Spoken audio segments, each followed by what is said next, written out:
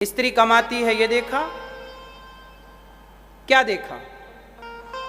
यदि आपने किसी के पैसे देखकर ब्याह किया है, किसी की सुंदरता देखकर विवाह किया है, तो आपके तलाक होने की संभावना 99% रहेगी, क्योंकि आपने विवाह किया ही एक शर्त से है कि स्त्री सुंदर है, वह सुंदर है। जब तक सुंदर रहेगी तब तक तो आपका अटैचमेंट रहेगा, क्योंकि सुंदरता तो एक दिन जाएगी, और जिस दिन सुंदरता गई तो आपके रिश्तों में खटपट चालू हो जाएगी, क्योंकि प्यार किससे था? सुंदरता से। अब सुंदरता सदा तो रहेगी ना। पैसे देख के शादी की तो पैसा भी सदा ना रहेगा, पैसा तो घटता बढ़ता उतरता चढ़ता है जीवन। इसलिए पहले हम ये देखें कि हम जिससे विवाह कर रहे हैं क्या खूबी देखकर आप विवाह कर रहे हैं। अच्छा, मुझे आप बताइए कि लड़का लड़कियों को विवाह करने के पहले क्या देखना चाहिए? आप बताओ। सुंदरता देखना चाहिए लड़के का, पैसा देखना चाहिए, क्या देखना चाहिए? क्या क्या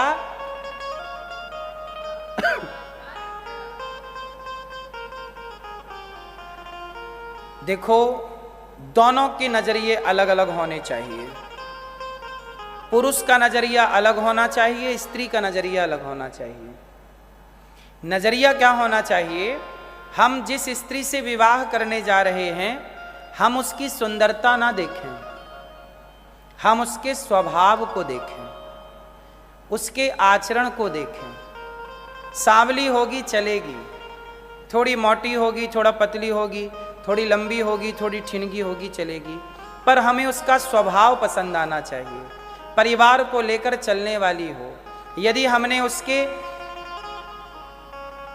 इस चीज को देखा कि ये व्यवहार कुशल महिला है, तब तो हमसे सारी जिंदगी, क्योंकि उसकी सुंदरता रहे ना रहे पर उसका व्यवहार कुशलता तो सदा रहेगी, तो वो रिश्ता सदा चलेगा। पुरुष में भी स्त्री को यही देखना चाहिए कि ये पुरुष शरीर का भूखा तो नहीं है, केवल इसे शरीर ही चाहिए ऐसा, क्योंकि शरीर का भूखा पुरुष होगा तो वो तुम्हारे शरीर से भी तृप्त ना होगा, दूसरों के पास भी जाएगा, तीसरों के पास भी जाएगा, उसे कोई तृप्त नहीं कर सकता। कहते ना, पेट की भूख मिटाई जा सकती है, पेट की भूख मिटाई जा सकती है, चमड़ी की भूख नहीं मिटाई जा सकती।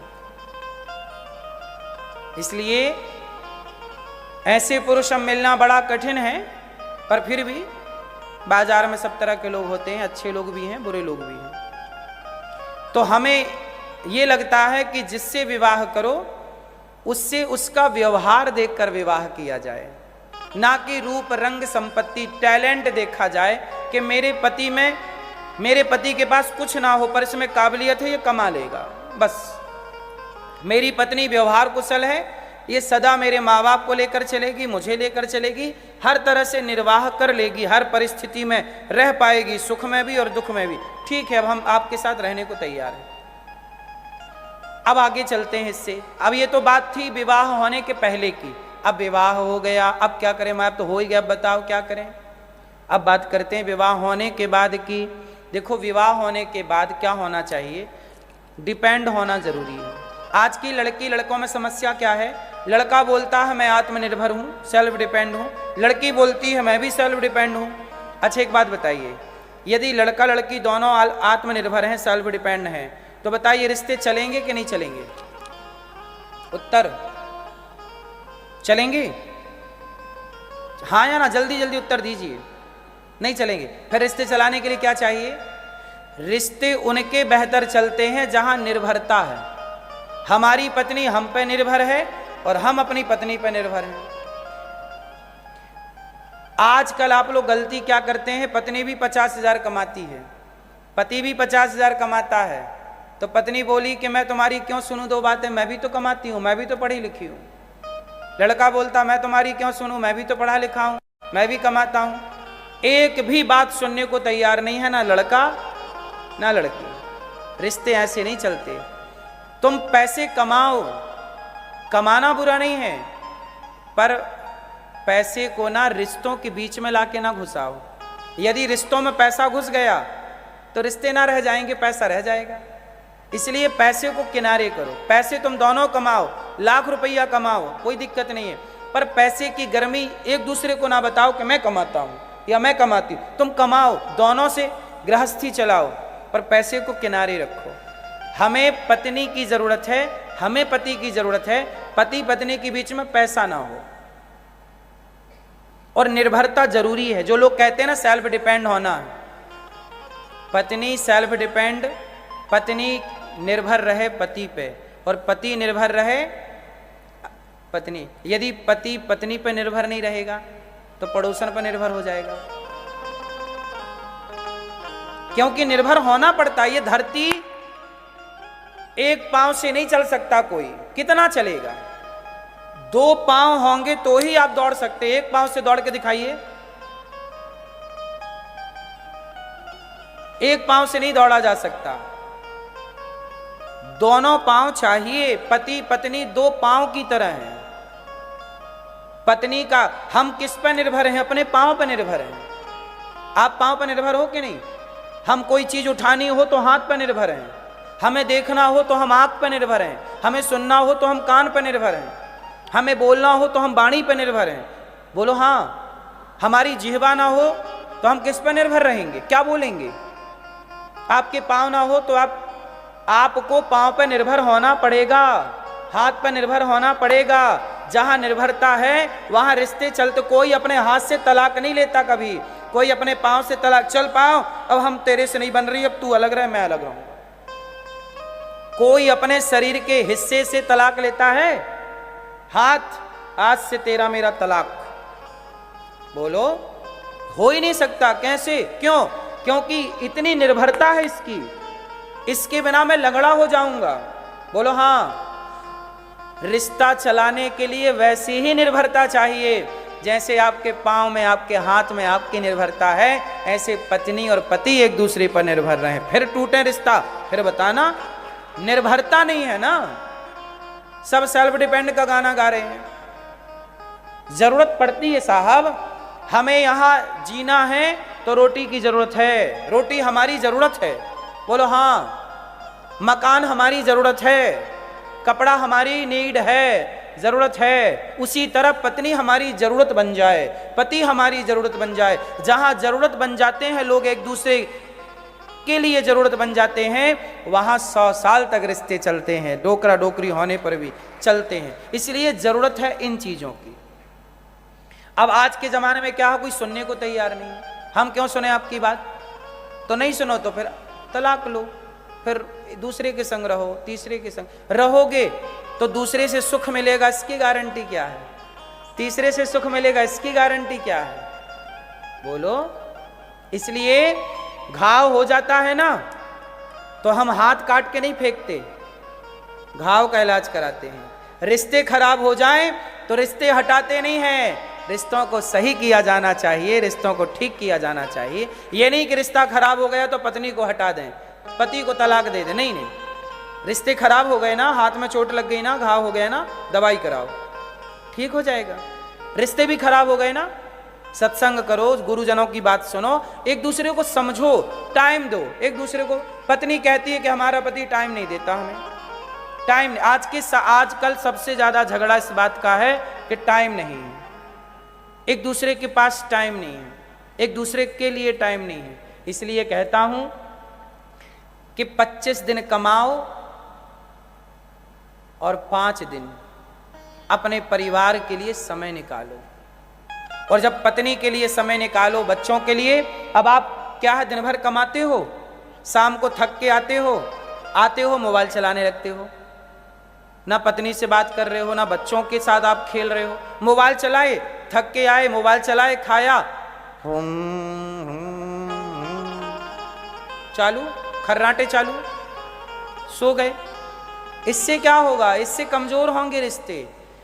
हम कहते हैं घर आओ ना, तो जैसे जूते आप लोग घर के बाहर उतारते हो, अपना मोबाइल भी घर के बाहर किनारे रख दो और पूरा टाइम अपने बच्चों को, अपनी पत्नी को, अपने परिवार को दो। यदि आप पूरा टाइम देने लग गए तो आपके रिश्ते टूटे फिर बताना। क्यों जी, बात सही है? आप पैसे कमा रहे हैं, गलत नहीं है साहब, लेकिन पैसे कमाने के बाद जो टाइम बचा है वो तो बच्चों को दो, बच्चों के साथ थोड़ा खेलो, बच्चों के साथ थोड़ा समय गुजारो, थोड़ा पत्नी के साथ, थोड़ा पति के साथ रहो, सब भूल जाओ, पुरानी बातें छोड़ो, कल की बातें कल की बात पुरानी। बनाओगे ना तो बनेगा, और चाहोगे बिगाड़ना तो फिर कोई नहीं रोक सकता। आपने सोच ही लिया है किसके संग नहीं रहना तो फिर कोई नहीं रख सकता आपको। और यदि आपने सोचा कि नहीं जी थोड़ा गुंजाइश है, हमारे और आपके रिश्ते खराब हो गए हैं, कोई बात नहीं, भाई सुधारे जा सकते हैं कि नहीं? बोलो मेरी मां, क्या है जो नहीं हो सकता? क्या है? किडनी खराब हो गई है तो आप यदि कुछ % बची है तो उसे रिपेयर किया जा सकता, परहेज करके, अच्छा खान पान करके ठीक किया जा। क्या ठीक नहीं होता ये बताइए? देशों की लड़ाइयां हो जाती हैं, बाद में वो रिश्ते ठीक हो जाते हैं, फिर तो तुम पति पत्नी हो। 2 देश आपस में लड़ जाते हैं और लड़ने के बाद में दोनों देश एक हो जाते हैं। प्रकृति का नियम है, एक होना पड़ेगा। कब तक लड़ोगे? किस किस से लड़ोगे? आज चलो इससे लड़के उसके साथ चले गए तो क्या उसके साथ लड़ाई नहीं होगी इसकी गारंटी है? फिर इसलिए मेरी मां, ये बहुत समझ की चीजें हैं। पत्थर भी सहता है, छैनी और हथौड़े की चोट को पत्थर सहता है। मूर्तिकार छैनी से काटता है पत्थर, तब जाके मूर्ति का आकार तैयार होता है। यदि पत्थर भी चोट छैनी और हथौड़े की ना सहे तो पत्थर भी कंकड़ बन जाता है, शंकर नहीं बनता। बिना सहे पत्थर भगवान नहीं होता, तो बिना सहे आप भला महान कैसे होंगे? महान होना है, बड़ा बनना है, ठीक ठीक चलना चलाना है, तो 2 बात। कई बार मेरी गलती नहीं होती फिर भी मुझे सॉरी बोलना पड़ता है। बोलो हाँ, कई बार आपकी गलती नहीं होती फिर भी आपको क्या बोलना पड़ता है? क्यों बोलना पड़ता है? क्योंकि आप समझदार हैं जो सॉरी गलती ना होने पर भी बोल रहे हैं। वो लोग यदि आपके सॉरी बोल लेने से यदि रिश्ते सुधर रहे हैं तो आप समझदार हैं। आपके सामने वाला आपका पार्टनर वो समझदार नहीं है, वो भी तो झुक सकता था ना। बाल्टी जब कुएं में उतरती है तो झुकती है, यदि ना झुके तो पानी से भरेगी। बिना झुके बाल्टी भरती नहीं है, तो बिना झुके आप गुणों से, सद्गुणों से कैसे भर? ये पूरा भजन राजस्थानी भाषा में था, उसे हिंदी में आपको समझ में आई है। जितनी भी लाइनें सुनाई है दास अनिरुद्ध ने ही इसे लिखा है। भाषा में था पहले, राजस्थानी भाषा में था, पर वो सबके समझ में, जिनको राजस्थानी समझ में आती तो वो समझ लेते, पर इस भाषा में हमने इसे लिखा ताकि सबको समझ आए। तो ये जो लाइनें थी ये आपको, ये दास आपके पति लगाते हैं कि नहीं आपको? मैया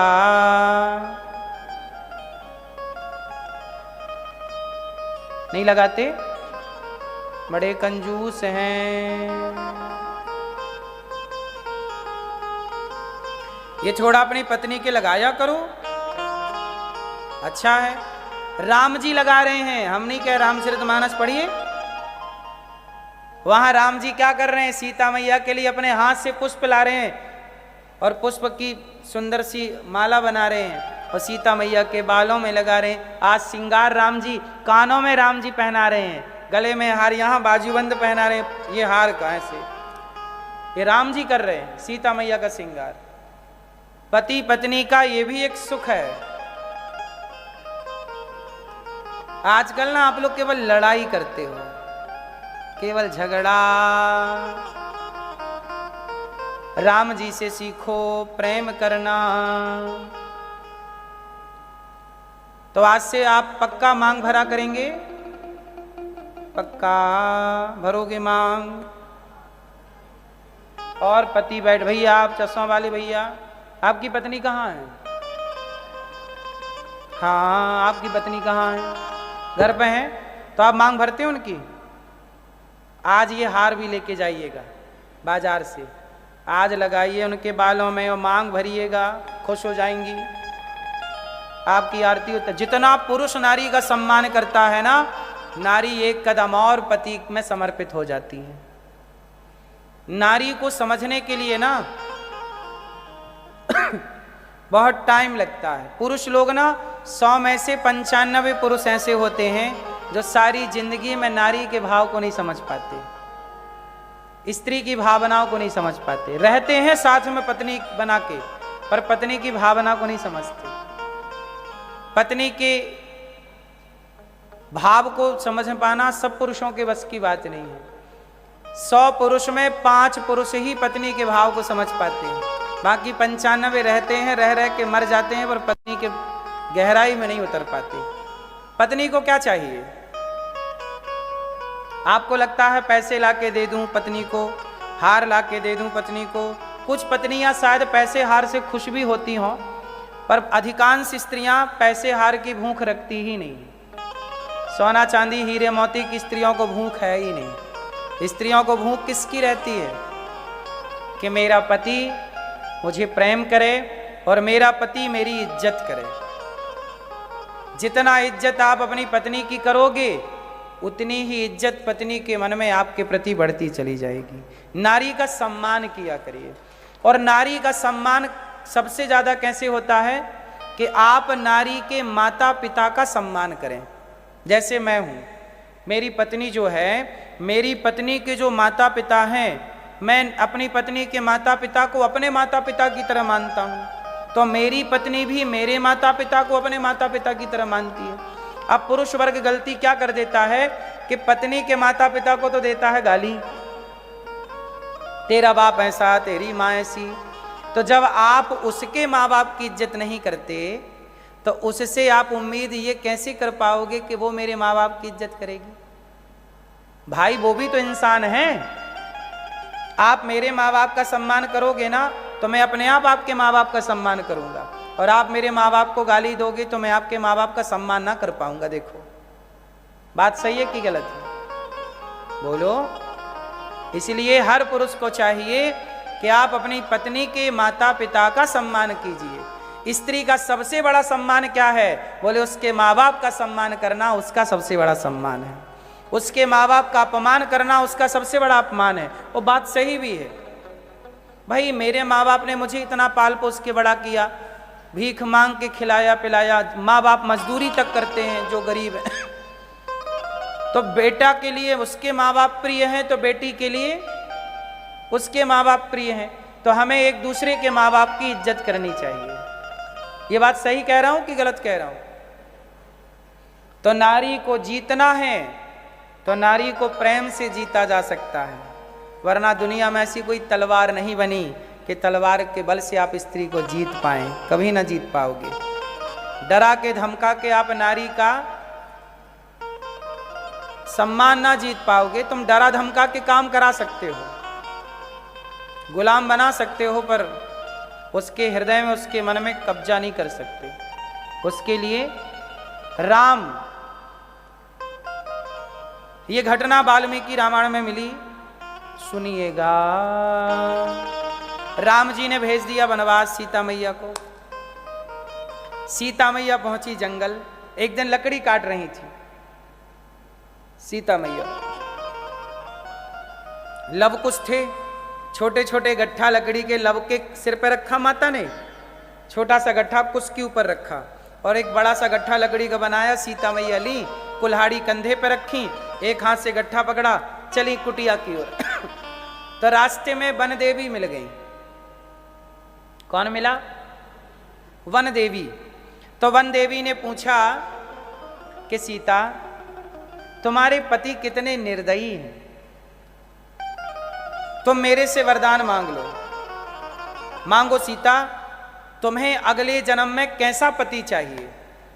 राम जैसा तो बिल्कुल नहीं चाहिए ना तुम्हें, क्योंकि राम ने तुम्हें वनवास भेज दिया।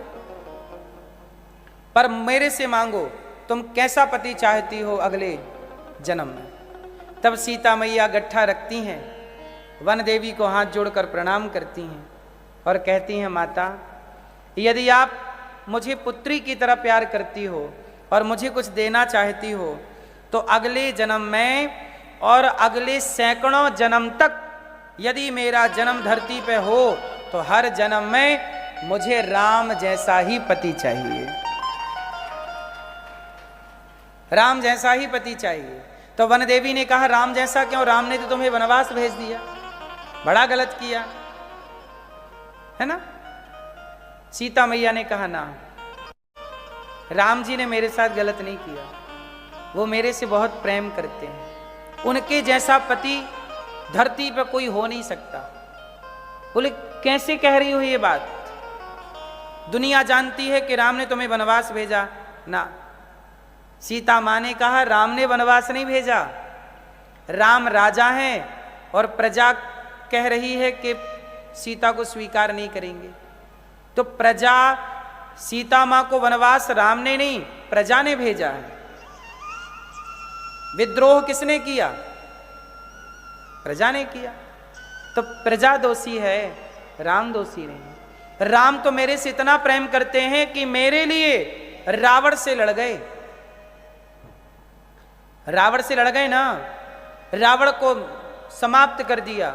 राम, लोग कहते हैं प्रेम की निशानी ताजमहल है, प्यार की निशानी ताजमहल है, प्यार की निशानी ताजमहल नहीं, प्रेम की निशानी राम सेतु है, जो समुद्र में सेतु बना दिया था राम जी ने सीता माता के लिए, बिना कॉलम का बिना खंबे का सेतु बना दिया, जो आज तक लाखों वर्ष बाद भी जीवित है, वो सेतु राम सेतु।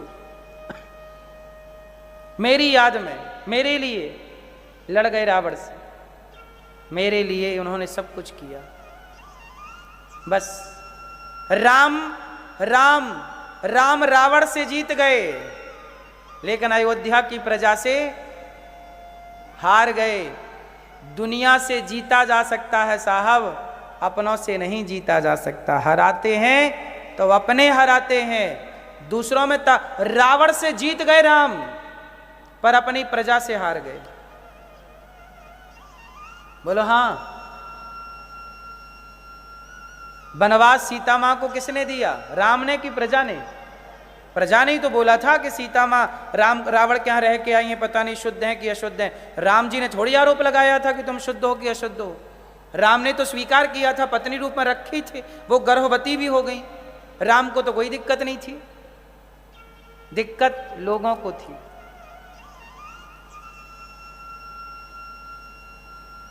दिक्कत लोगों को थी और लोगों के कारण सीता मां का वनवास हुआ।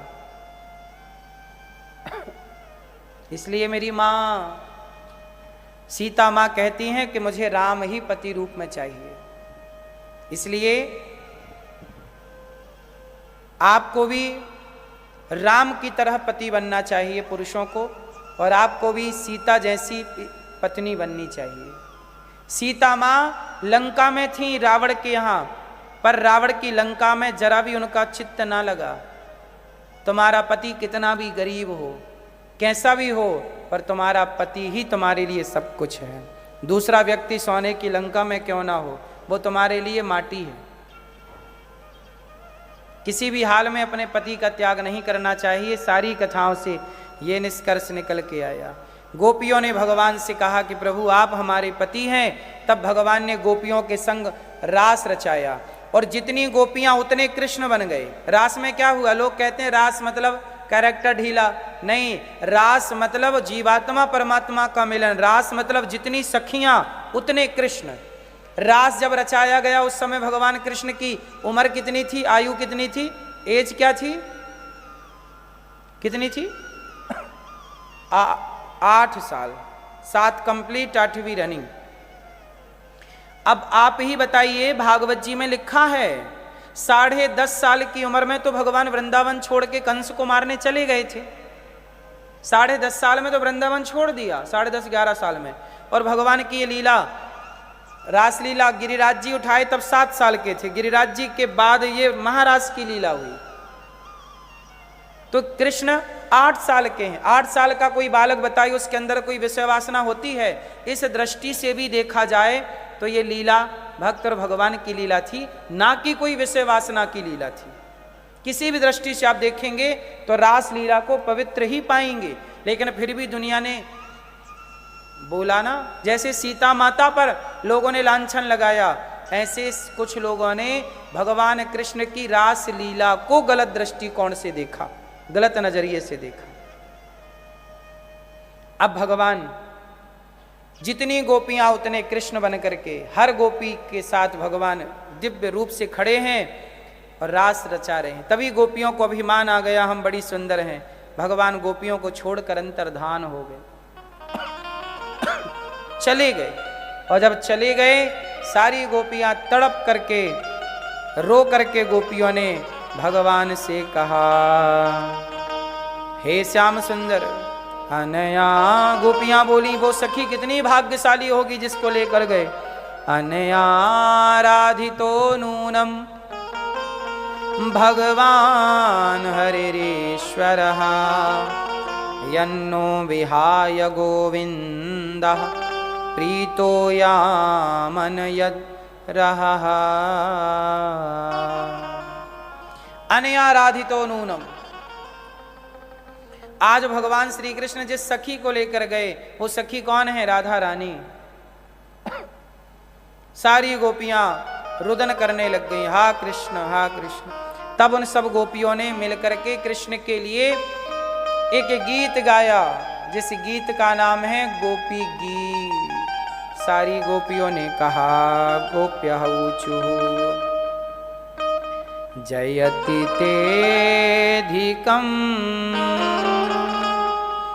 जन्मना ब्रजः श्रयते इंदिरा शाश्वदात्रेहि दयित दृश्यता दीक्षुतावका त्वयि धृतास्वा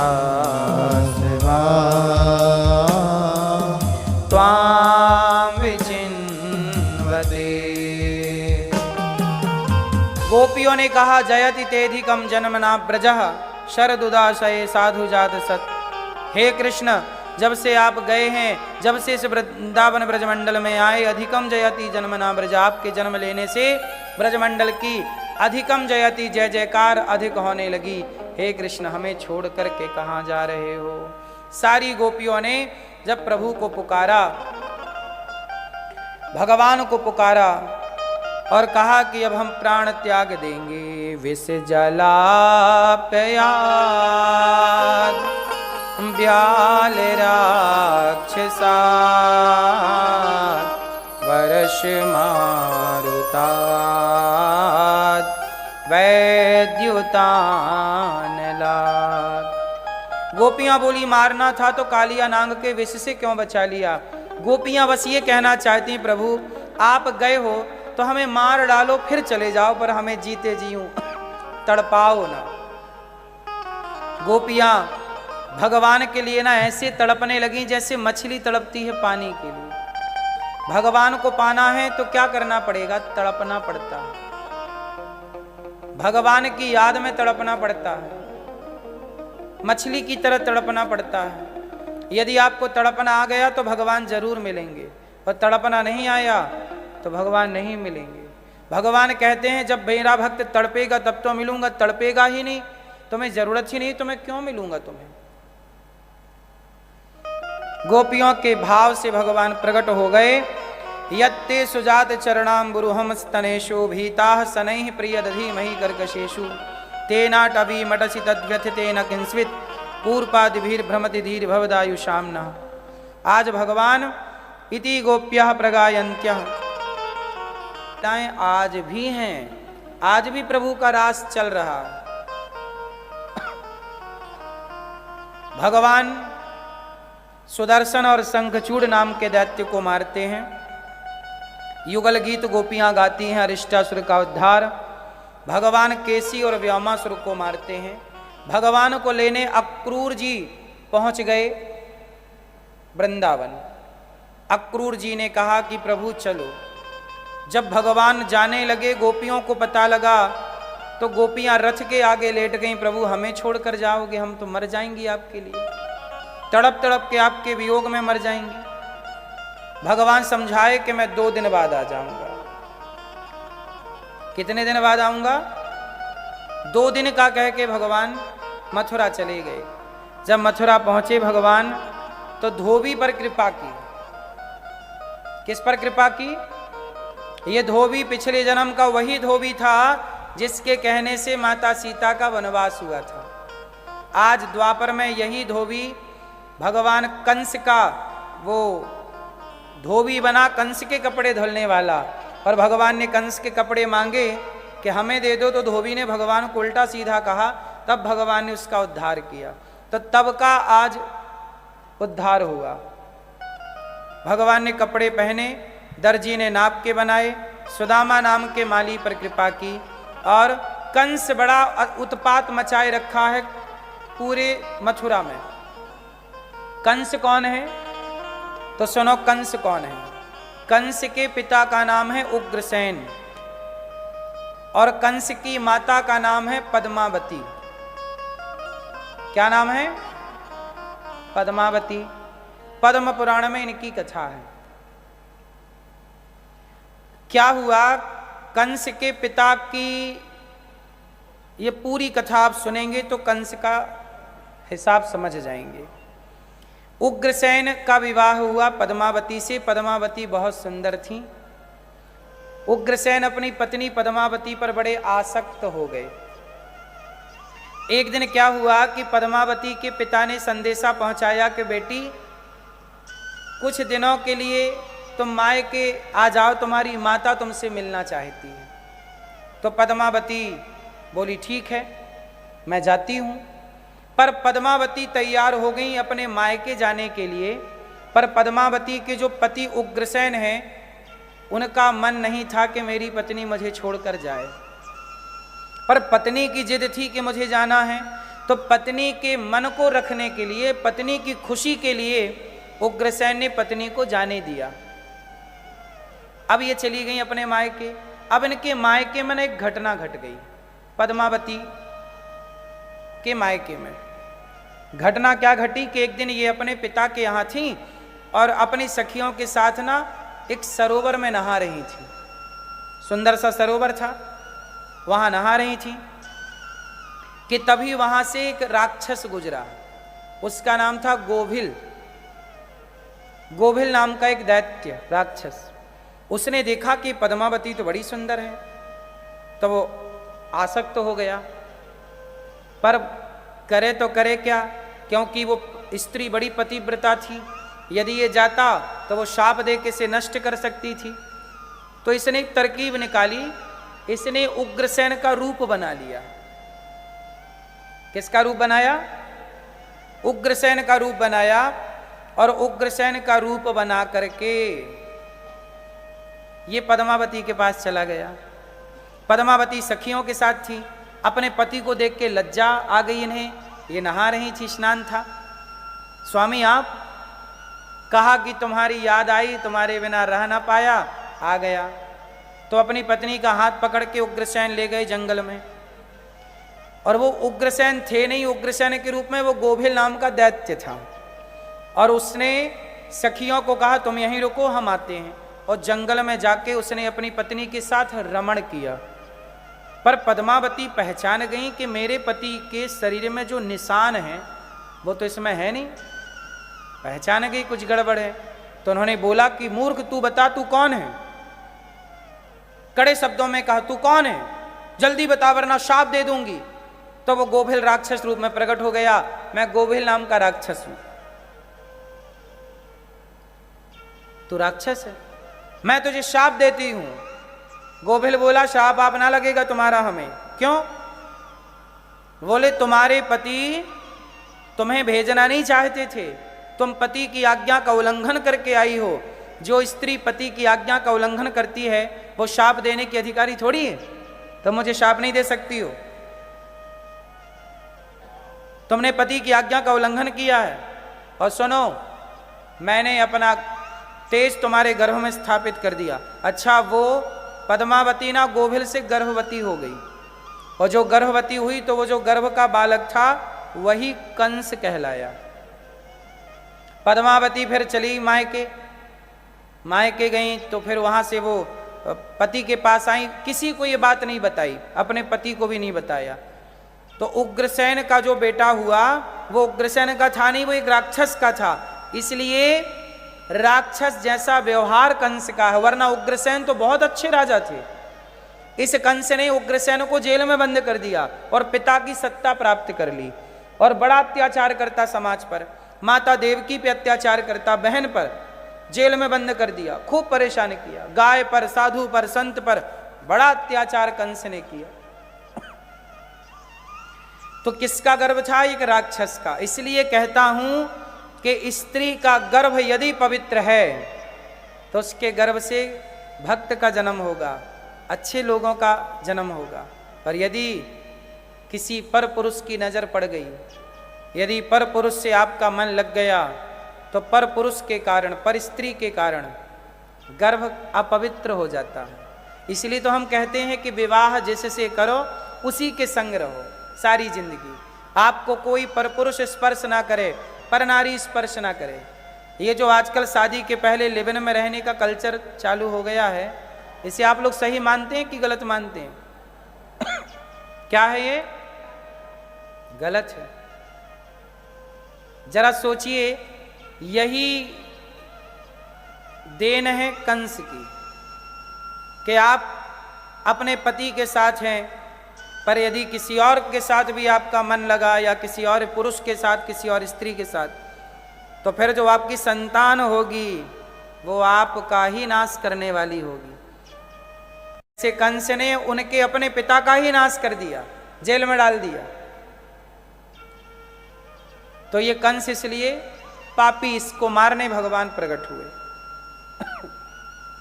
भगवान पहुंचे, कंस ने यज्ञ रखा था, उस यज्ञ के धनुष को भगवान ने भंग किया और भगवान ने कंस के धनुष को भंग करके और कंस के सैनिक को मारा, चाणूर मुष्टिक को मारा, हाथी को मारा, कुबल्यापीड़ नाम के हाथी को। और भगवान श्री कृष्ण कंस की सभा में गए। कंस ने लाख प्रयास किया श्री कृष्ण को मारने का, पर आप कितना भी प्रयास कर लीजिए, आपके मारे थोड़ी कोई मर जाएगा।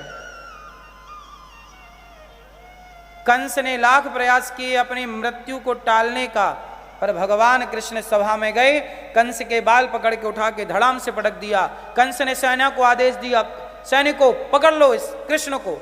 पकड़ने आए भगवान कृष्ण और बलराम जी ने जो मार मार के गिराया, चाणूर जैसा बलवान, मुष्टिक जैसा बलवान, जो भगवान ने मुठिका मारी, चाणूर मुष्टिक धराशायी हो गए। कंस की सारी सेना समाप्त हो गई, देखते देखते सारे उसके बड़े पहलवान समाप्त हो गए। कंस थर थर थर थर कांपने लगा, हाथ जोड़ के बोला कन्हैया छोड़ दो। भगवान बोले कंस तुमने मेरी माता पर, मेरे पिता पर बड़ा अत्याचार किया, आज तुम्हें छोड़ूंगा नहीं। उठाकर जब पटका और कंस को मंच से नीचे पटक के भगवान कंस के ऊपर कूद गए, कंस का गोविंदाय नमो नमः, कंस का उद्धार हो गया। कंस को मार करके कंस के भाई आए, उनको मारा। इसके बाद भगवान श्री कृष्ण माता देवकी, पिता वसुदेव की बेड़ियां खुलवाते हैं, कंस के पिता को जेल से मुक्त कराते हैं और कंस के पिता को मथुरा का राजा बनाते हैं। भगवान चाहते तो राजा स्वयं बन सकते थे कि मैंने जीता, अब ये सत्ता मेरी, नहीं, कंस के पिता को राजा बनाया, उग्रसेन। माता देवकी की बेड़ियां खुली, हथकड़ियां खुली।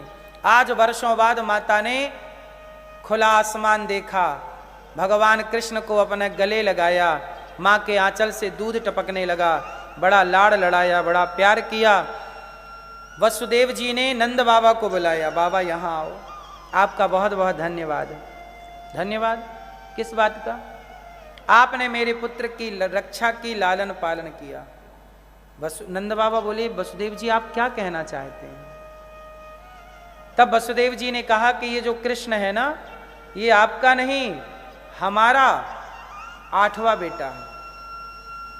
अब तो नंद बाबा के पांव से मानो जमीन खिसक गई।